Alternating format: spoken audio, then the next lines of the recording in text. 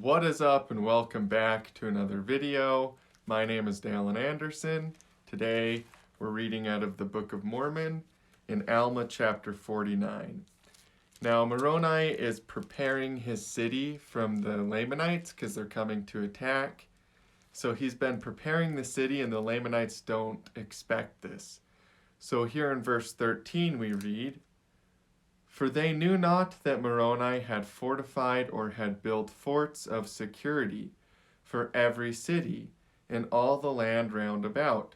Therefore they marched forward to the land of Noah with a firm determination. Yea, their chief captains came forward and took an oath that they would destroy the people of that city."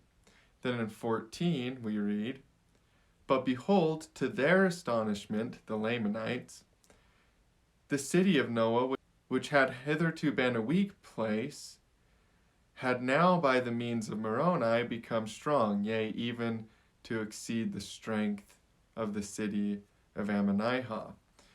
So basically, they're like, whoa, this city is way stronger than we were planning. This is crazy. So the Lamanites are kind of shocked, right? So if we go over to verse 20, we read, "Thus they were prepared, yea, a body of their strongest men with their swords and their slings, to smite down all who should attempt to come into their place of security by the place of entrance. And thus they prepared to defend themselves against the Lamanites."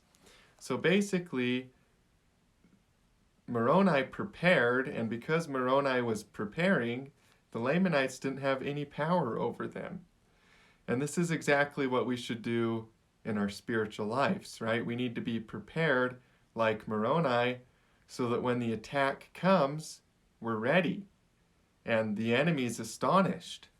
And if we go down here into verse 21, we read, "And it came to pass that the captains of the Lamanites brought up their armies before the place of entrance, and began to contend with the Nephites to get into their place of security.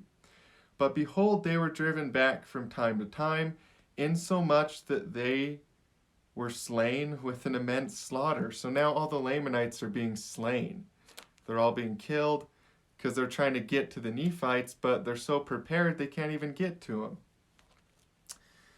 And then in verse 22, "Now when they found that they could not obtain power over the Nephites by the pass, they began to dig down their banks of the earth, that they might obtain a pass to their armies, that they might have an equal chance to fight. But behold, in these attempts they were swept off by the stones and arrows which were thrown at them. And instead of filling up their ditches by pulling down the banks of earth, they were filled up in measure with their dead and wounded bodies." So the Lamanites are trying to dig these pits and get to the Nephites, and basically instead, these pits are getting filled up with the bodies of the Lamanites.